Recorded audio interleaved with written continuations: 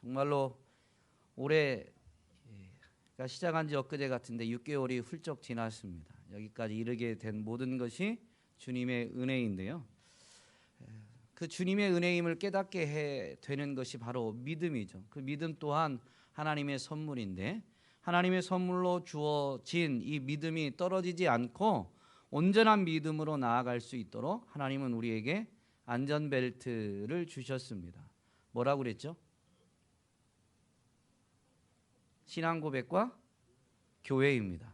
그래서 모이게 힘쓰면서 서로를 돌아보고 사랑과 선행을 격려해야 되고, 모여서 이 교회가 함께 하는 동일한 신앙 고백을 하게 하는 이 신앙 고백문, 신앙 고백서, 우리는 이제 사도신경을 중점적으로 살펴보고 있는데 이런 신앙 고백을 함께 해야 되는 것이죠. 가장 보편적인 신앙 고백문이 분명히 사도신경입니다. 지난주에는 이 사도신경의 첫 부분인 성부 하나님에 대한 부분을 살펴보았는데요. 사도신경에서 고백하고 있는 이런 하나님에 대한, 또 예수님에 대한, 또 다른 부분들이 성경의 내용의 전체가 아니라 가장 기본적이고 핵심적인 내용이다. 하나님에 대한 고백도 마찬가지로 가장 기본적이고 핵심적인 부분이다라고 하면서 살펴보았는데, 사도신경에서 하나님에 대해서 고백하는 내용이 무엇이죠? 하나님은 나는 천지의 창조주를 믿는다. 물론 전능하신 아버지 하나님, 천지의 창조주를 믿습니다라고 되어 있는데, 지난주에 이제 살펴본 순서가 천지의 창조주 그리고 전능하신 하나님, 이렇게 살펴보았습니다. 천지의 창조주는 하늘과 땅의 주인이 하나님이시다라는 것이고, 거기에 담긴 의미가 나는 내 삶의 주인이 아니고 나는 청지기일 뿐이다라는 것을 포함하고 있는 고백임을 분명히 되새겼고, 천지의 주인이신 그분이 지금도 이 만물을 다스리고 계시는데 그것을 섭리하시는 것으로, 우리 눈에 보이지 않아도 하나님은 여전히 하나님의 뜻을 이루기 위해서 일하고 계시는 분이심을 분명히 고백하는 것이 이 천지의 창조주라는 고백에 담긴 의미임을 분명히 되새겼습니다. 그리고 이런 고백을 하게 된다면 하나님을 신뢰하고, 그래서 일어나는 일이 내가 이해되지 않아도, 오늘 특별 찬양을 올려드렸는데요, 내가 알 수 없는 길로 그분이 나를 인도해도 사실은 그 길이 가장 좋은 길이다라고 고백할 수 있는 것이 이 하나님의 섭리하심을 믿는, 나는 천지의 창조주를 믿습니다라는 신앙 고백을 하는 사람들의 고백인 것이죠. 그런 고백이 정말로 마음에서 우러나오는 진실된 고백이면 모든 일에 감사하게 되어 있습니다. 범사에 감사하라는 것은 분명히 명령이지만 불가능한 걸 하나님이 우리에게 요구하시는 것이 아니라 하나님이시기 때문에 이런 요구를 할 수 있고, 그 하나님이 천지의 창조주이심을 분명히 깨닫고 믿는 사람이라면 누구나 범사에 감사하는 삶을 살 수가 있는 것이죠. 내 판단으로 하려고 하니까 감사가 안 나오는 거지. 하나님은 섭리하시는 분, 내가 이해되지 않아도, 내가 볼 수 없어도 하나님은 나를 위해서 일하고 계시고 가장 좋은 길로 나를 인도하시는 분이다라는 것이 믿어지면 그것이 내 감정과 상관없이 감사함으로 받아들여질 수가 있게 되는 것입니다.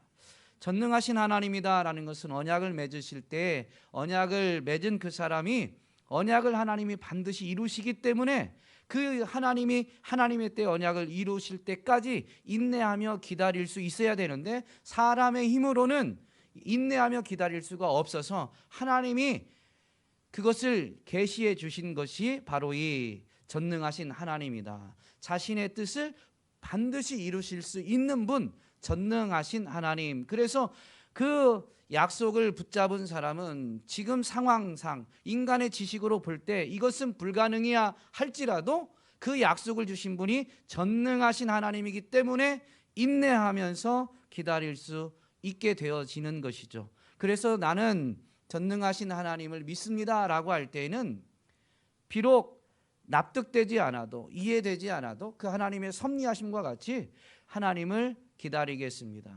언제까지? 하나님이 하나님의 뜻을 이루어 주실 때까지.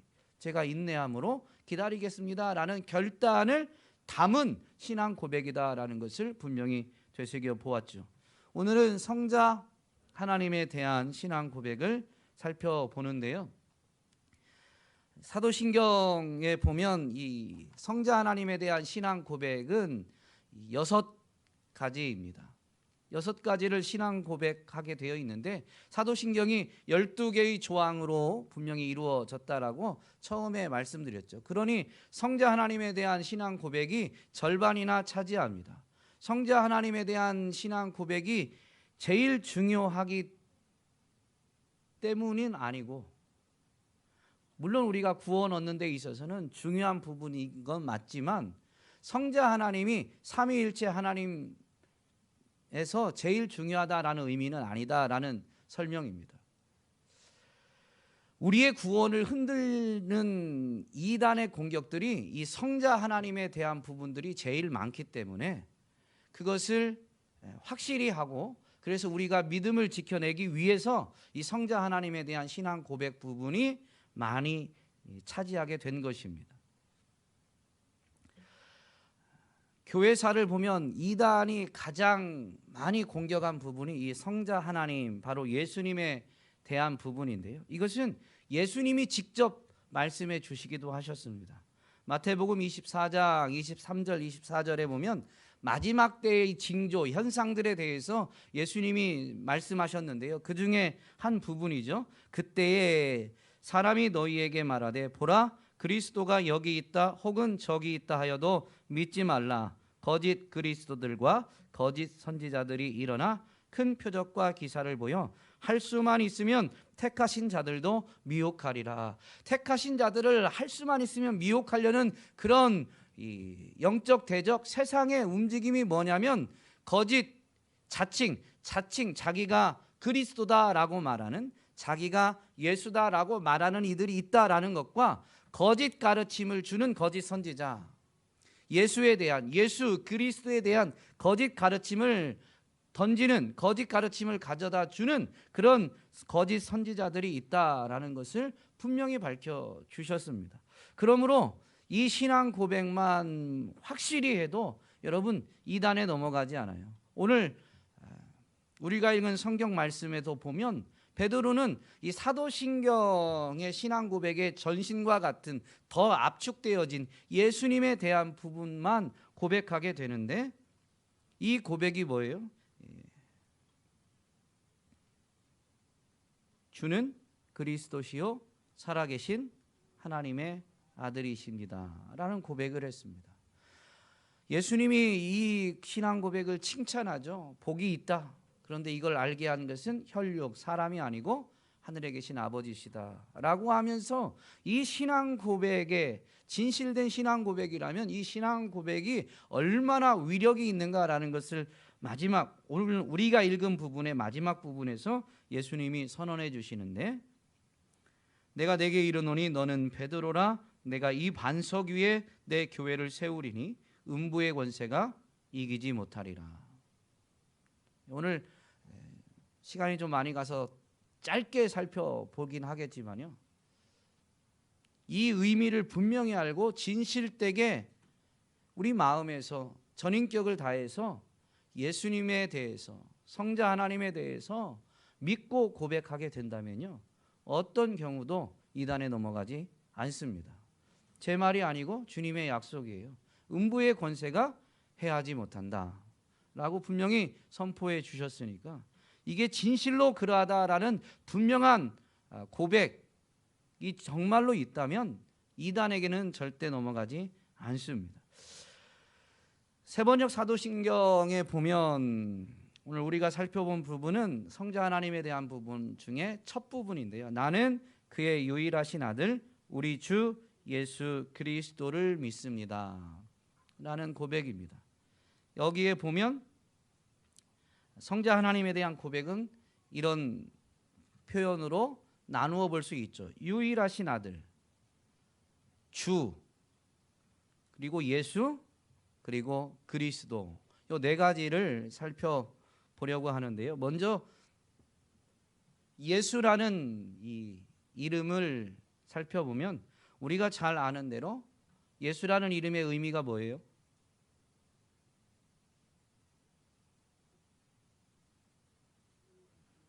구원하신다.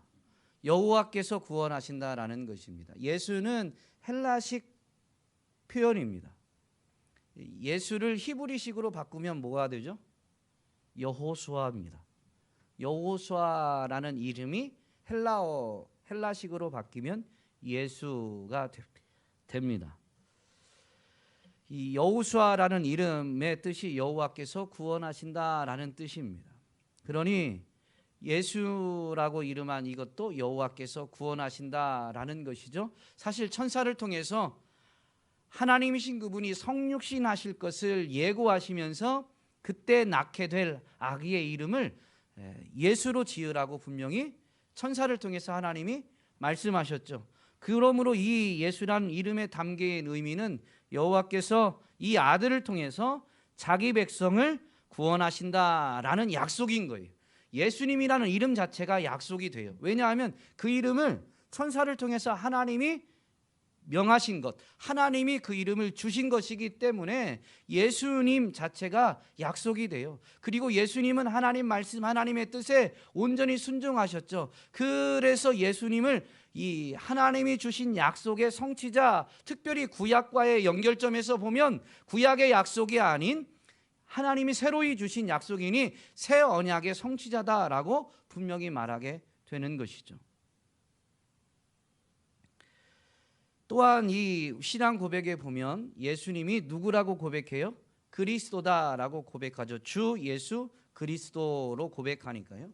그리스도라는 단어의 의미는 기름 부음을 받은 자라는 것입니다. 예수님이 기름 부음을 받았다라는 거예요. 구약에서 보면 누구에게 기름 붓는 예식을 행하게 되냐면 왕과 제사장과 선지자입니다. 그러면 예수님은 왕이나 제사장이나 선지자 중에 하나이거나 아니면 셋 다죠. 뭐가 맞을 것 같아요? 셋 중에 하나일 거예요? 하나일까요? 셋 다일까요? 셋 다입니다. 예수님은 왕의 직분도 받으셨고 제사장의 직분도 받으셨고 선지자의 직분도 받으셨는데 그 직분을 다 수행하셨고 지금도 수행하고 계십니다. 오늘 주보에 있는 이 소요리 문답, 웨스트민스터 소요리 문답에 보면 그리스도는 어떻게 선지자의 직분을 행하십니까? 즉 그리스도가 선지자의 직분이 주어진 분임을, 그리고 그 받은 직분대로 충실하게 그 직분을 수행하고 계심을 이렇게 질문과 답변을 통해서 우리로 하여금 되새기게 하고 있죠. 예수님이 세 가지 직분을 행하시고 계시는데 지금도 행하고 계십니다. 지금은 어떻게 행하실까요? 네? 특별히 오늘 이러려고 한 건 아닌데 주부의 소요리 문답에도 선지자 직분이에요. 제사장 직분은 여러분 교회가 매일 성경으로 말씀 묵상하는 부분이 지금 히브리서인데 히브리서에서 제일 많이 강조되어 있는 부분이 예수님이 제사장, 대제사장으로서 아론의 자손들이 감당한 그 제사장의 직분보다 멜기세덱의 반차를 따른 대제사장으로서 훨씬 월등하게 대제사장의 직분을 수행하셨다라는 것을 설명합니다. 그러니 말씀 묵상을 충실히 행하시면 이 부분은 제가 설명하지 않아도 여러분 마음에 성령님이 깨닫게 하시는 은혜가 충만할 줄로 믿습니다. 히브리서를 묵상해 보시고요. 왕의 직분은 통치자이죠. 예수님이 우리의 왕이다라는 부분은 분명히 많이 고백하는 부분입니다. 선지자라는 직분에 대해서 예수님이 선지자다라는 부분을 우리는 좀 간과할 때가 있어요. 왜냐하면 오늘 본문에서도 보면 사람들이 나를 누구라고 하느냐라고 할 때 선지자 중에 하나라고도 말을 했거든요. 그래서 그게 잘못된 표현처럼 인식될 수 있는데 그건 아니고요. 예수님은 선지자 중에 하나가 아니라 선지자의 직분을 충실히 수행하신 분이고 수행하고 계실 뿐만 아니라 거기에 더하여서 제사장과 왕의 직분까지 행하시기 때문에 선지자 중에 하나로 일컬어질 수는 없는 거죠. 선지자의 직분을 감당하지 않으신 게 아닙니다. 오늘 소율이 문답에서도 보면 그리스도는 자신의 말씀과 영으로 우리의 구원을 위한 하나님의 뜻을 우리에게 나타내심으로 선지자 직분을 행하십니다. 지금 예수님이 이 직분을 행하고 계신다는 거예요. 어떻게 행하고 계세요? 지금 목사를 통해서 행하고 계십니다. 지금 교회로 모여서, 공적으로 모여서 여러분이 목사를 통해서 설교를 들을 때요, 이것이 지금 그리스도께서 대리인을 세워서 그에게 성령을 통해서 말씀과 영으로 지금 우리에게 말씀하신다라는 것입니다. 그래서 예수님은 지금도 선지자 직분을 행하고 계시는데 그분의 손과 발이 된 교회를 통해서 이 직분을 여전히 수행하고 계시죠.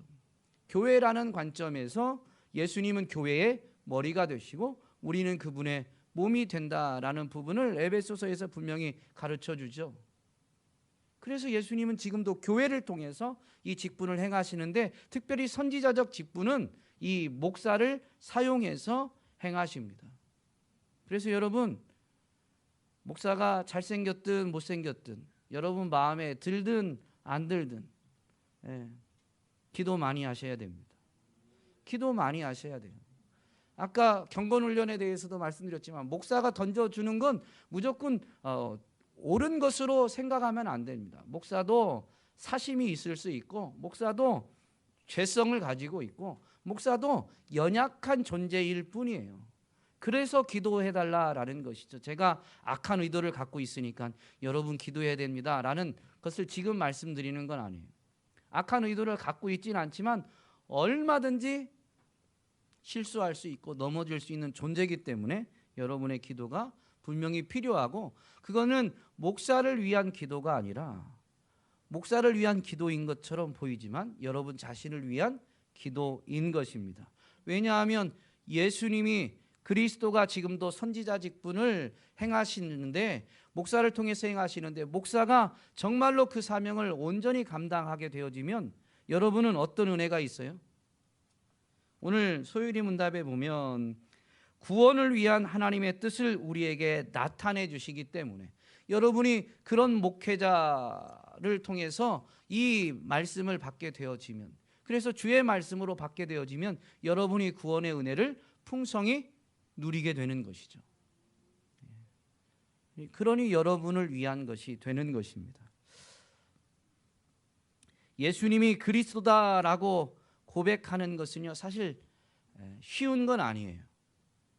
당시에 보면 물론 예수님이 이제 사역하시고 승천하신 이후에 예수님이 그리스도다라는 신앙 고백은 사도들 그리고 교회가 하게 되죠. 초대교회 때 보면 예수님이 그리스도다라고 고백한 것 때문에 그 초대교회 특별히 예루살렘 교회는 동료 유대인들에게 핍박을 받았습니다. 유대인들이 생각할 때 예수님이 하나님이 보내신 그리스도 메시아가 아니다라고 생각했거든요. 자기들의 생각에는 구원자가 아직 오지 않았다. 그리스도가 오지 않았다라고 생각했어요. 그런데 어떤 사람, 다른 유대인들, 일부 유대인들이 예수님이 우리의 구원자다. 예수가 메시아다. 그리스도다라고 이렇게 신앙 고백을 했거든요. 그래서 기득권을 갖고 있던 그 유대인들, 종교 지도자들이 신앙 고백을 하는 사람들, 예수가 그리스도라고 고백하고 전파하는 사람들을 핍박했습니다. 오늘날 우리가 동족에게 꼭 아니라 할지라도 분명한 것은 예수가 구원자다라는 신앙 고백을 하기 때문에 우리는 세상에서 외면을 당하거나 손해를 보거나 박해를 받게 되어 있습니다. 그 상황에도 그 순간에도 바로 나는 유일하신 그의 아들 우리 주 예수 그리스도를 믿습니다 라고 고백하느냐라는 거예요. 예수님 예배하는 자리에서 예수님이 복을 베푸시는 자리에서가 아니라 예수님이 나의 구원자시다, 예수님이 나의 그리스도다라고 고백하게 될 때 예수가 구원자가 아니고 오늘 세상은 돈이, 권세를 가진 사람이, 또 다른 무언가가 구원자지 어떻게 예수가 죄인과 세리의 친구가 되는, 더 천하고 낮아지는 예수가 구원자가 될 수 있느냐라고 말하는 그 자리에서 손해를 보고, 그래서 외면을 당해도 예수님이 나의 구원자, 즉 예수님이 그리스도다라고 고백할 수 있느냐라는 것입니다. 이 우리의 그리스도가 되시는 예수님은 분명히 유일한 하나님의 아들입니다. 유일한 하나님의 아들이십니다. 이 아들이다라는 표현은 두 가지 측면에서 살펴봐야 되는데요. 첫 번째는 하나님으로부터 나오셨다라는 측면에서 비유적인 표현입니다.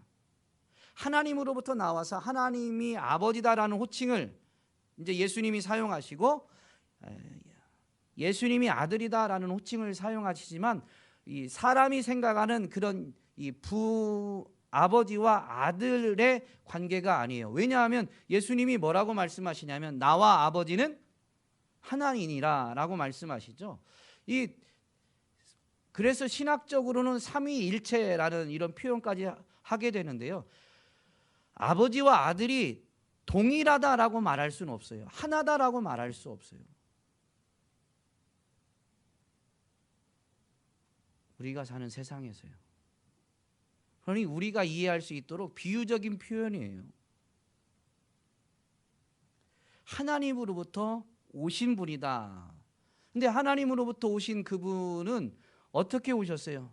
요한복음에서 분명히 이분이 하나님이시다라고 선언하면서 1장 1, 요한복음 1장 1절 태초에 말씀이 계시니라, 이 말씀이 하나님과 함께 계셨으니 이 말씀이 곧 하나님이시니라 라고 선포하죠. 이건 선포입니다. 진리입니다. 그런데 14절에 가면 그 하나님과 함께 계셨던 말씀이신 그 하나님인데 말씀이 육신이 되어서 우리 가운데 거하셨다라고 분명히 선포하는데 그분이 바로 예수 그리스도이십니다. 그분이 하나님의 유일한 아들이에요. 말씀이신 하나님이 육신을 입은 경우는 예수님 이전에도 없었고 예수님 이후에도 없습니다. 역사가 종결될 때까지 유일한 사건입니다. 말씀이신 그 하나님이 육신을 입어서 우리 가운데 오셨다는 이 우리는 사람이 사는 세상을 말하죠. 시간과 공간 속으로 들어오신 거예요. 말씀이신 그 하나님은 본래 영원하신 분이십니다.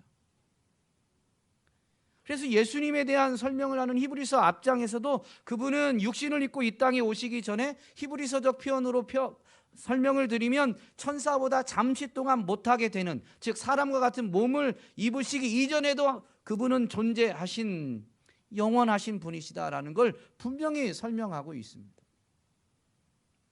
그런데 그런 분이, 영원하신 분이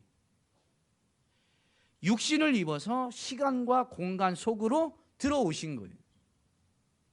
이건 유일한 사건입니다.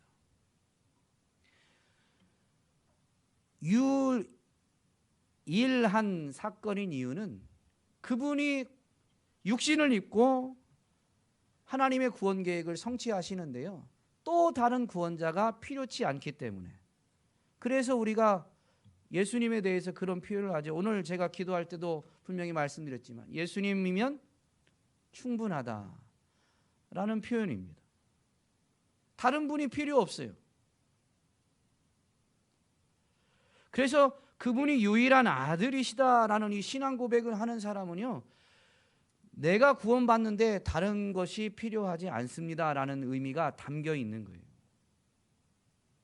물론 하나님의 구원 계획에 있어서도 육신을 입은 그분이 하나님의 아들이라는 신분을 갖는 건 매우 중요한 의미가 있습니다. 그건 하나님의 구원 계획을 성취하기 위해서 아들이란 신분을 가지셨는데 그것을 하나님이 먼저 선포해 주시죠. 예수님이 세례를 받으실 때 하늘로부터 소리가 울려 퍼지게 되죠. 이는 내 사랑하는 아들이요 내 기뻐하는 자다. 그래서요, 예수님이 행하신 일들을 믿는 자들은 예수님과 연합하게 되는데, 그래서 예수님이 육신을 입음으로 이 땅에 오시면서 갖게 된 그 신분을 우리도 믿음으로 말미암아 예수와 연합함으로 인해서 그 신분을 우리도 얻게 되는 거예요. 그 신분이 뭐냐? 하나님의 아들이라는 것입니다. 이게 하나님의 구원 계획에 있어서 원대한 계획이기 때문에 본래는 하나님이신데, 하나님과 동등한 하나님이신데 육신을 입고 오시면서 하나님의 아들로 오신 거예요. 하나님이 정말로 쑥 나와서 아들이라는 의미가 아니라. 그러므로 이분은 유일한 하나님의 아들, 그래서 다른 표현으로 독생자라고 표현을 하게 되어지는데요. 이 유일한 아들이라는 것을 고백할 때 다른 구원자가 필요 없다라고 고백함으로 인해서 우리는 무엇을 깨닫게 될까요? 예수님을 통해서 여러분 뭘 깨달아요?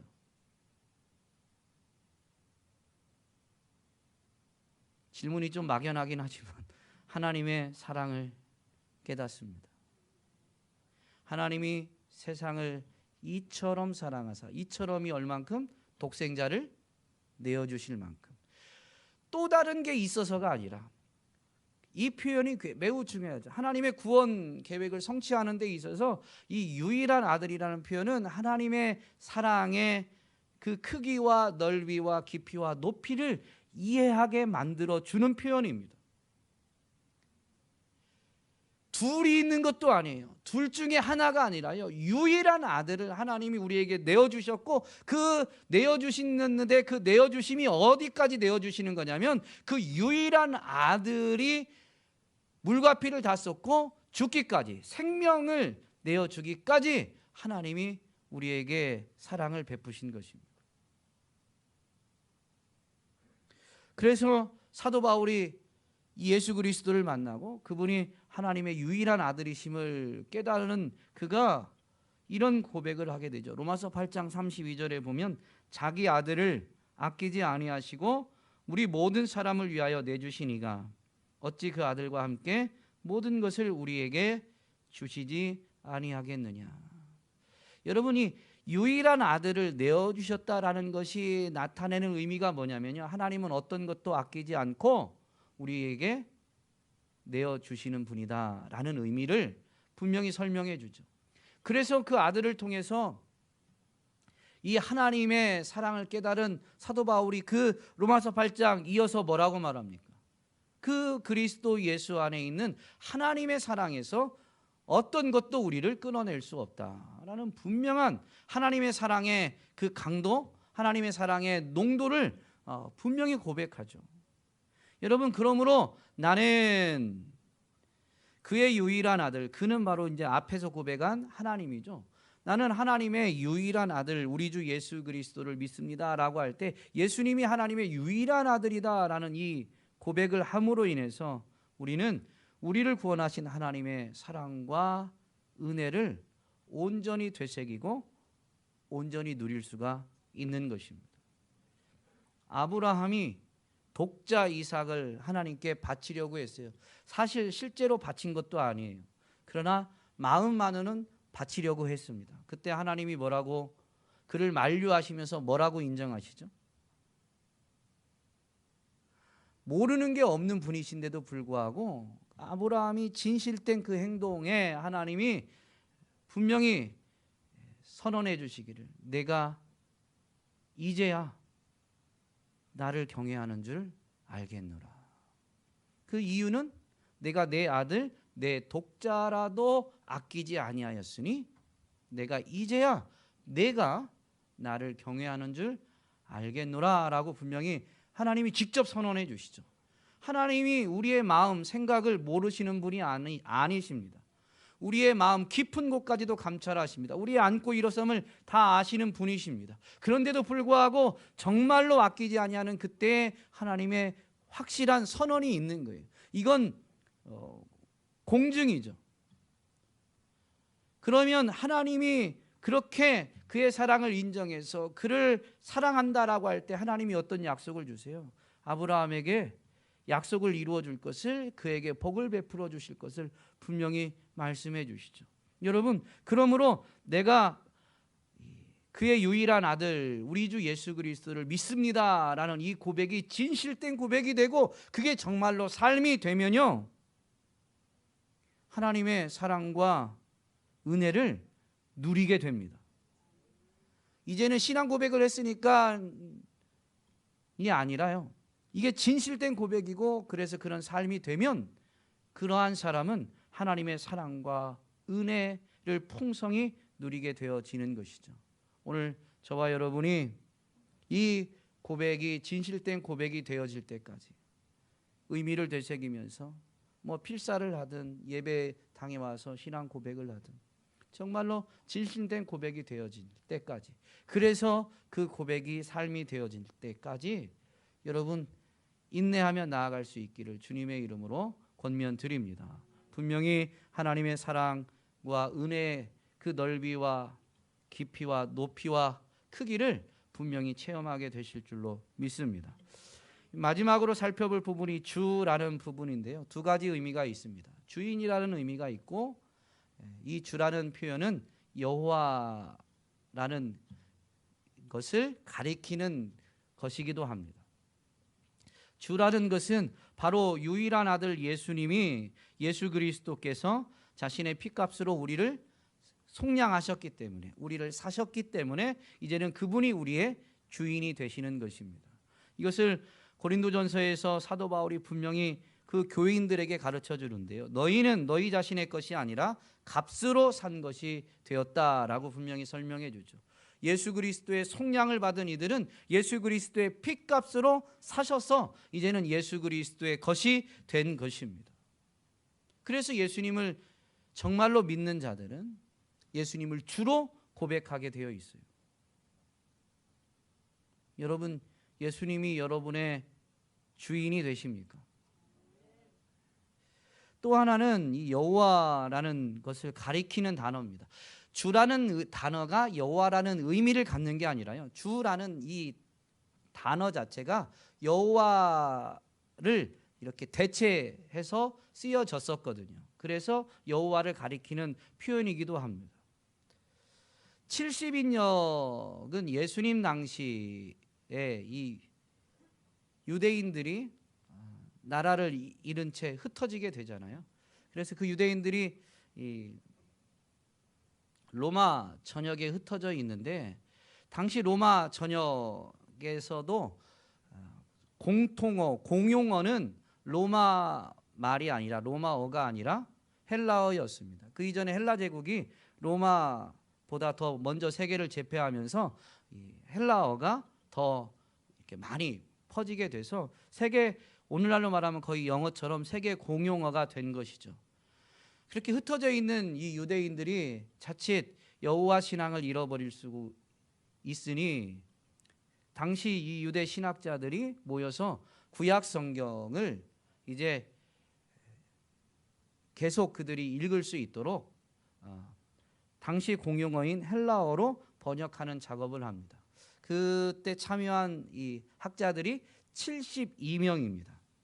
그런데 이제 그냥 70으로 해서 72명의 사람들이 히브리어로 된 구약 성경을 헬라어로 번역했다라고 해서 그냥 70인역이라고 그냥 이렇게 칭하게 된 것입니다. 이 70인역에는 여호와라는 단어는 나오지 않습니다. 왜냐하면 이 번역 작업을 하던 그 유대 신학자들이 10계명 중에 제3계명 내 하나님 여호와의 이름을 망령되이 일컫지 말라, 이 성경을 이제 흩어져 있는 사람들도 좀 더 쉽게 접근할 수 있도록 번역 작업을 했는데, 성경을 쉽게 접근하면서 그 유대인들이 그 여호와 신앙에 대해서, 여호와 경외 사상이 아직 자리 잡히지 않은 그들이 성경을 읽다가 여호와의 이름을 망령되이 부르는 일이 혹 생길까 하여서 여호와라는 이름 대신에 주라는 단어로 대체하게 됩니다. 그래서 이제 이 70인역 헬라어 성경에는 여호와라는 단어가 없고 여호와라는 단어 대신 주라는 단어가 사용되어졌는데요. 그 구약 성경을 인용하면서 이 여호와라는 단어 대신 주라는 단어를 사용하게 되는 경우들이 있습니다. 이게 대표적으로 이 로마서인데요. 로마서 10장 9절에 보면 내가 만일 내 입으로 예수를 주로 시인하며, 물론 이때의 주는 그 여호와를 대체한 단어는 아닙니다. 어쨌든 이건 사도 바울이 그냥 표현한 거예요. 구약 성경을 인용한 게 아니고, 내가 만일 내 입으로 예수를 주로 시인하며 또 하나님께서 그를 죽은 자 가운데서 살리신 것을 내 마음에 믿으면 구원을 받으리라 라고 이렇게 복음을 선포하게 됩니다. 그런데 그 복음을 전하는 자가 있어야 되고 보내는 자가 있어야 된다는 이런 설명을 덧붙이게 되는데, 그 설명 덧붙인 부분, 바로 이어지는 부분에서 보면 13절에 보면 누구든지 주의 이름을 부르는 자는 구원을 받으리라 라는 이 요엘서 2장 32절 말씀을 인용해 놨어요. 그런데 요엘서는 구약 성경이잖아요. 그래서 구약 성경 요엘서를 보면 누구든지 여호와의 이름을 부르는 자는 구원을 얻으리니라고 되어 있어요. 그런데 이것이 이제 헬라어 성경으로 번역되면서, 헬라어로 번역되면서 여호와라는 이름 대신에 주라는 단어가 들어간 거예요. 그래서 로마서 10장 13절에 누구든지 주의 이름을 부르는 자는 구원을 받으리라 라고 되어 있는데, 이때의 주는 사실 여호와인데 10장 9절과 같은 문맥 안에 있어요. 10장 9절에서 예수를 주로 시인하라 라고 되어 있잖아요.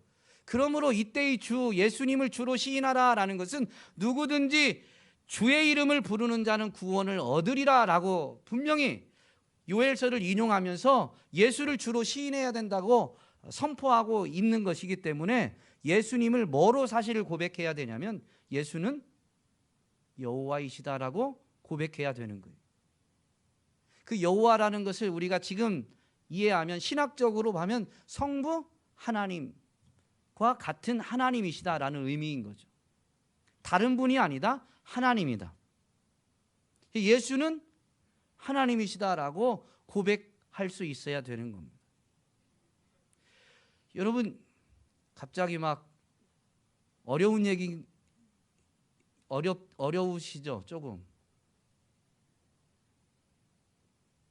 이해가 쏙쏙 되세요? 믿음이 좋으신 거예요. 인간의 지혜로 이해하는 게 아니고 믿음으로 받는 거거든요. 이 신앙 고백이 그런 의미입니다. 육신을 입으셨지만 그분은 여호와이시다. 친히 나를 구원하기 위해서 하늘 보좌를 버리고 친히 이 땅 가운데 오셔서 나와 같이 되셨다라는 것이 담겨져 있는 의미예요. 그러므로 이 예수를 주로 시인한다 라는 것은요, 당시대에 어떤 위험이 있었냐면, 먼저는 여호와를 알고 있는 이들에게는 신성모독인 것입니다. 그래서 사실 예수님도 그래서 신성모독죄로 십자가에 종교 지도자들, 여호와를 섬긴다라고 말하는 그 유대 종교 지도자들에 의해서 십자가에 못 박혔습니다. 예수님이 스스로 자기 자신을 여호와로 계시하셨으니까. 요한복음에는 사실 이런 부분이 많아요.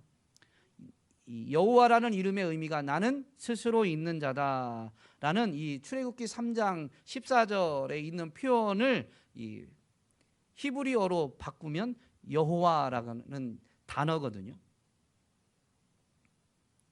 그런데 이 스스로 있는 자다라는 것이 영어식으로 하면 나다라는 거죠.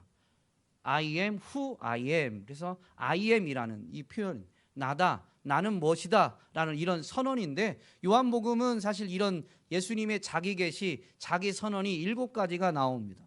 이런 것들이 다 예수님이 사실 스스로 자신을 여호와로 계시하신 것이죠.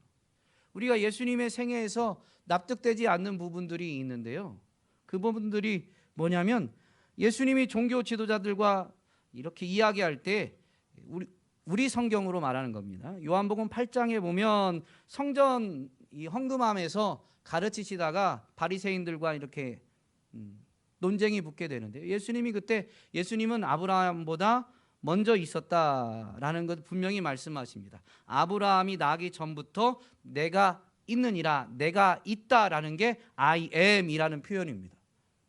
그러므로 이게 예수님이 아브라함 이전에도 존재하셨다라는 것은 하나님이다, 여호와다라는 선언이에요. 나는 있다, 내가 있다, 나다라는 이런 선언이거든요.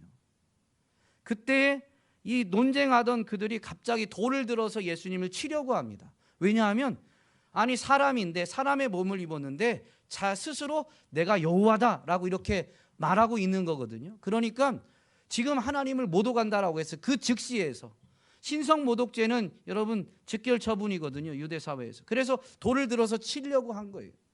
또 예수님이 겟세마네 동산에서 기도하시는데 자기를 잡으러 오는 그 로마 병정들이 있죠.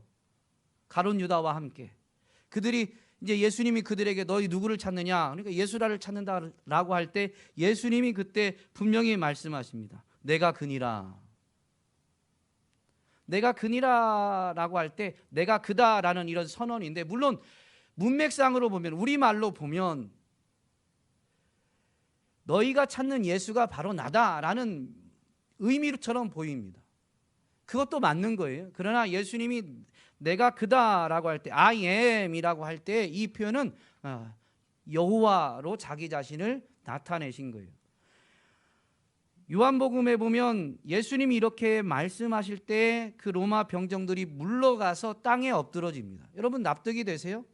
잡으러 왔는데, 예수를 잡으러 왔는데 누군가가 내가 예수야 라고 말하는 의미라면, 이게 그 정도의 의미라면 예수를 잡으러 온 로마 병정들이 갑자기 놀라서 뒤로 물러서면서 땅에 엎드러져야 될 이유가 있을까요, 없을까요? 빨리 붙잡아야 돼요, 도망가기 전에. 그걸 위해서 밤에 지금 출동했으니까. 그런데 예수님이 내가 그니라, I am 이라고 딱 선언하니까 이 로마 병정들이 놀라면서 뒤로 물러나게 되는 거예요. 비록 그들이 신앙이 있는 사람들은 아니었겠지만, 그들 로마 군인들이지만 유대 사회에 있었기 때문에 유대 사회의 이 종교에 대해서는 어느 정도 알고 있는데, 사람이 지금 뭐라고 선언하냐면 그 유대인들이 그렇게 경외하는, 이름조차도 입에 담기를 두려워하는 그 여호와라고 지금 사람이 선언하고 있는 거예요. 그런데 그분이 그동안 행하신 이적들을 보면 사람으로만 치부할 수는 없거든요.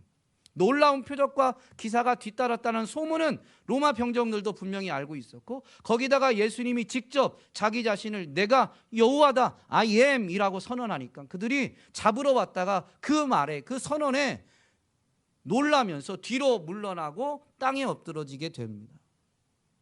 예수님은 이렇게 직접 자기 자신이 여호와이심을 계시하셨고 선포하셨으며, 성경은 우리에게 그분이 정말로 하나님이심을, 여호와이심을 가르쳐주고, 정말로 구원에 있어서 사도 바울의 이 로마서 10장 9절을 보면 내가 만일 내 입으로 예수를 주로 시인하며 또 하나님께서 그를 죽은 자 가운데서 살리신 것을 내 마음에 믿으면 구원을 얻는다라고 분명히 가르치죠. 여러분, 구원을 얻는 데 있어서 이 부분은 매우 중요한, 아니 없어서는 안 될 중요한 고백입니다. 예수님이 여호와이십니다. 예수님이 하나님이십니다. 여러분, 그렇기 때문에 2000년 전에 그분이 행하신 일이 오늘 우리에게 여전히 효력이 있고, 그분은 단번에 한 번 제사를 드렸지만 그분의 한 번의 제사는 영원한 속죄를 이루게 된 게 왜 가능하냐면, 그분은 원래는, 그분의 본체는 하나님이시니까. 하나님의 속성이 뭐예요? 영원하신 거예요. 그래서 그분은 영원하신 분이기 때문에 그분의 행하신 속죄가 영원한 효력을 갖는 겁니다. 그 효력이 시간을 넘어서서 2000년이나 넘게 지났지만 오늘 우리에게도 여전히 효력 있는, 진실로 그분은 어제나 오늘이나 내일도 존재하시는 영원하신 분이기에 그분의 대속이 오늘 우리에게 효력이 있는 거죠. 이 신앙 고백을 하는 게 바로 그분을 주로 고백하는 거예요.